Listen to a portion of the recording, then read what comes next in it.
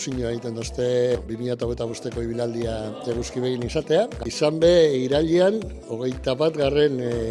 Ikasturtea hasiko dut Eguzkibegi ikastolan bertsolaritza ematen. Eguzkibegi nire ikastolatzat ere badaukat, ez?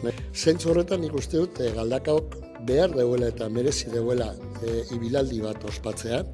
Nik uste dut egunerokotasunean Galdakaon behingoz gainditu behar dugu berderak daukan edo gaztelerak daukan indarra eta Galdakaok daukan potentzialitatea kalera atera behar dugula eta nik uste dut horretan zentratu behar dela 2025ko ibilaldia. Kontatu duguna da 2025ko maiatzaren 25ean Galdakon ospatuko dugula ibilaldia, ez?